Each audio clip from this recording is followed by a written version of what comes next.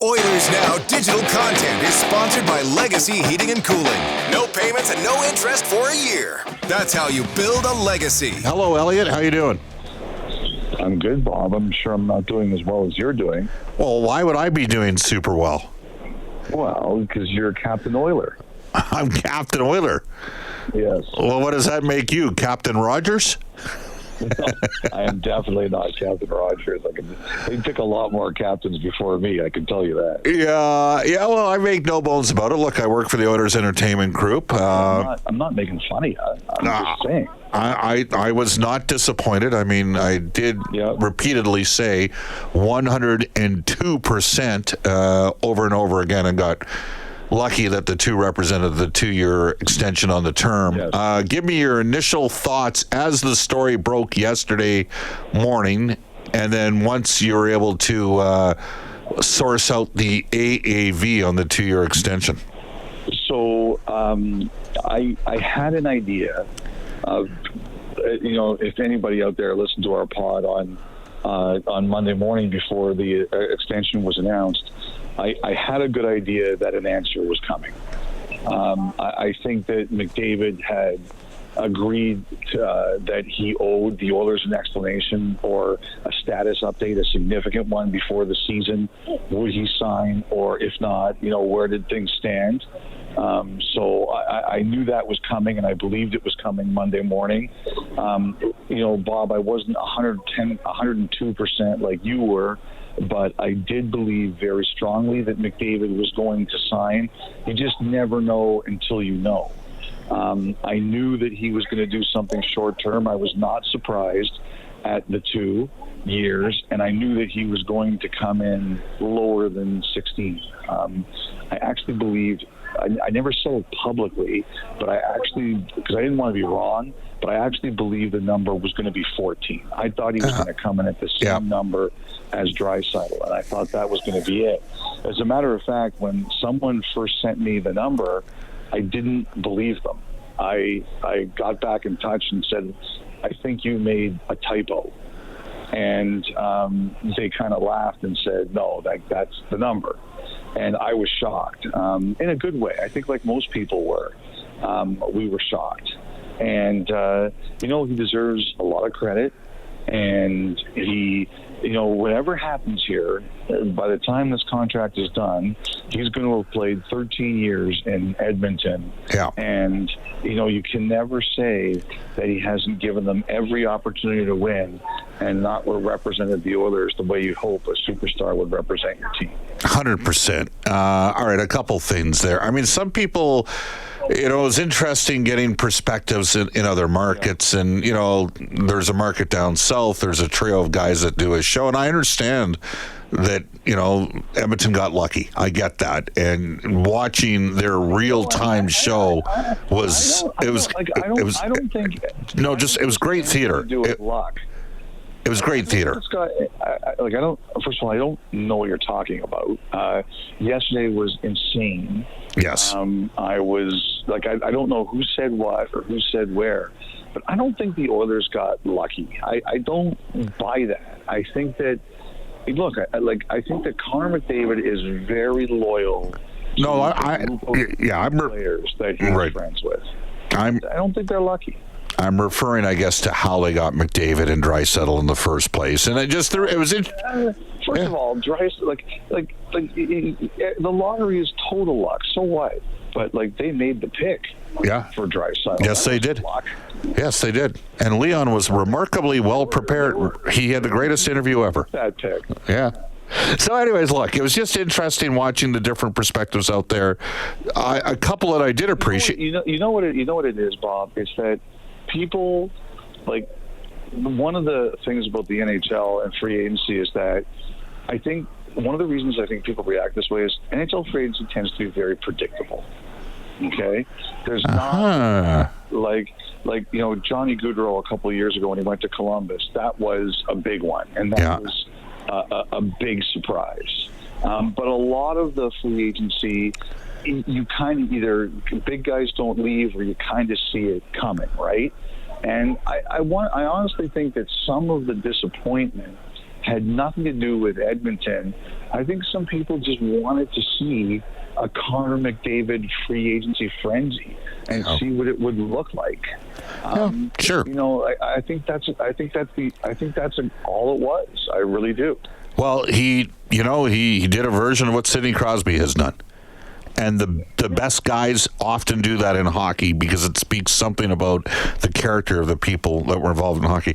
Elliotte, I mean, look, we're down here every day. I know for a fact Connor was watching the preseason games, and Connor and Leon were watching the rookie games, and it shows you the level of engagement they have. They're also keeping an eye on getting information on some of the younger players that might be coming and potentially assisting this process in transition. There is a perception, well, now the Oilers are really on the clock, and I'm like, well, they've been pretty good for the last 4 or 5 years here. And I expect him to be pretty good for the next couple of years as well. But he has just done his part.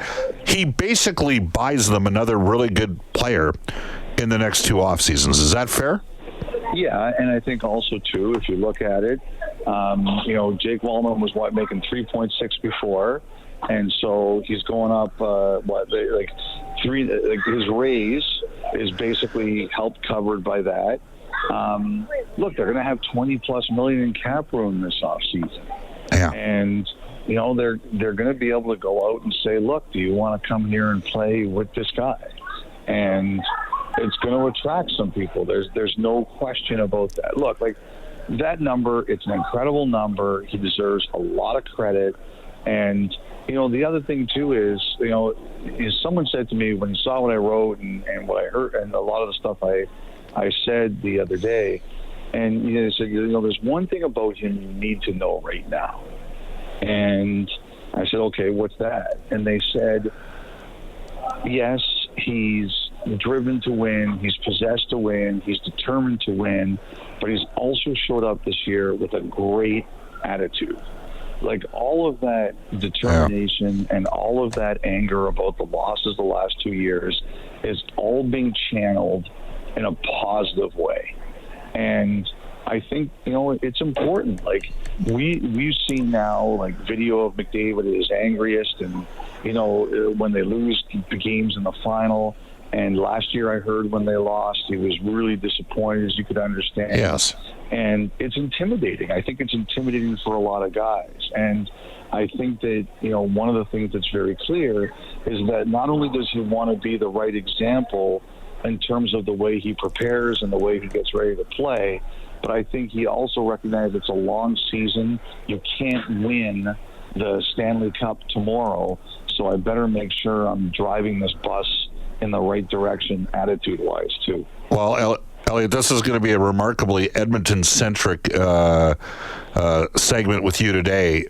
Okay, and what I would say is the amount of conversation that he didn't have to have. When he's sitting there for a preseason game that he's not playing in, and him and Leon are not down in the dressing room or in the players' lounge, but they're up in the press box, knowing fully well that they're going to bump into, guys like me. Great unwashed. Yeah. Yes, and they want to talk about the young prospects, the amount of interest they have in a Savoy or a Howard or even a Szymanski who had a strong camp. I found that really interesting because I do think. And now we transition this to Stan Bowman. We had Stan on the show yesterday. I asked him point blank, you've got McDavid for the next 3 seasons. Yep. You've got the 27 number 1, and right away he said, look, we're absolutely in the position where we're going to be moving more draft capital to improve this team at some point somehow. That is inevitable that 27 first-round pick probably is going to be in play, which is not to say, because we will get to some other business that might get done here. But and then he said, and then we're going to have to replace that through Europe and the NCAA with free agents and those sort of things. But there's a plan of attack there, and he didn't hold anything back. He knows they're going to be cashing some chips in with draft capital. Your thoughts? Well, I think that, the one thing that McDavid did here by waiting as long as he did, because I think it surprised some people, is that he kind of warned the Oilers, don't take this for granted. Okay? I think the Oilers believed he would always sign. Like, you never know. There's always doubt. But I think they believed he was going to sign. And I think the one thing he accomplished was that. Don't take it for granted. You know how much I want to win. You know I'm going to show up ready to play. You know I'm going to be in tip-top shape. You know I'm going to work on my game. You know I'm going to be demanding of myself and others. But don't take any of that like it's always going to be here. It's always going to be available to you. And, I think even though the Oilers, they want to win, I absolutely believe as an organization they want to win. Like, message received. I think this was a little bit of a reminder to them that, hey, we're not always going to have this here, or we shouldn't always assume we're going to have this available to us. And, someone also told me last night that, Bowman talked to you about being very careful about dealing number one picks, right, and what he gets for them. And I think that, I just think it's a situation where the team knows, we've got to be smart about it. But we better remember that every year, this guy who's giving us everything we have is going to demand that we push all our chips in. Yeah. And so I think that's the way they're going to run their organization. Stan told me last year when he took the job, he said, we will move picks. And first and second rounders, we got to get commitments back from those guys when we move those picks. They traded a second plus a prospect to get Frederick. They signed him to an 8-year extension. They gave up a first to San Jose for Wallman, the 7-year extension yesterday. There's still 2 other pending UFA defensemen on the Edmonton Oilers. Kurt Overhart represents Matthias Ekholm. Mm-hmm. And Jerry Johansson represents Brett Kulak. I think for Kulak, it might even be more about ice time than it is about actual money. But are you hearing anything on those fronts? Well, I do think Ekholm was kind of like, gotta wait for McDavid, and I really heard they wanted Wallman done before the season. I think everybody thought the best idea there was to get that done. So he was like a slight priority ahead of Ekholm, at least while they were waiting for McDavid to sign. So I think now the focus goes to Ekholm. I've heard 2 different things on him. First of all, I think everybody wants to get a deal done. So that says to me the deal will get done eventually. I've heard 2 different things, though. I've had people say to me we're looking at a 2-year deal. And I also had people say to me that if you look at Chris Tanner's deal in Toronto, it's longer term to spread out the money. And I did have people suggest to me that that's a possibility here, too. But at its base, I think Ekholm wants to stay and they want to sign him, so I assume it gets done. The Kulak situation, all I heard recently is that there's just nothing right now, and if he has to play it out, he'll play it out. I have a lot of faith in him. To me, Kulak is one of those guys who always kind of gets overlooked. Yeah. But then as the season goes on and the games get more important, he always seems to be a guy who ends up playing important minutes for you. Guys get hurt and you plug him in, or like he's just very consistent. So I've heard nothing right now. I've heard that he's prepared to wait it out, and so I think we just have to wait and see on that one. One final one for you, and bit of an off-speed pitch. Have you heard anything at all on Jack Roslovic? And I think at this stage, it's probably going to be a 1-year deal for Roslovic. I think there might be some teams interested. Not sure what the price point's going to be on the AAV. What have you heard in that regard? Well, I've heard that there were a lot of people who were interested in bringing him in, like coming on a PTO, and I heard he did not want to take a PTO. I heard he wasn't going to do anything unless there was some guaranteed money there. Now, I have heard also that there were some teams that reached out to him and said, look, if we can get something done and clear some space, we'd like to bring him in, and maybe this is what we consider. So I think he's just kind of waiting that out to see what opens up for him. That's what I've heard. He didn't want to take a PTO, and he might just have to wait a little bit to see if the team suffers an injury or opens up something. And he has switched agents from Claude Lemieux to Justin Duberman, and Duberman was based in Chicago and had Drake Caggiula and Matt Benning over the years, and so a couple guys that ended up signing here. Elliotte, great stuff. Love having you on the show. Thank you for your time. Hey, look, I just want to say one thing to the Oilers fans, okay? This is a W for you. Don't worry about what anyone else is saying. Don't worry about anybody else's reactions. Don't worry about people saying, well, if he's in 2 years, if he's not happy, they might have to trade him.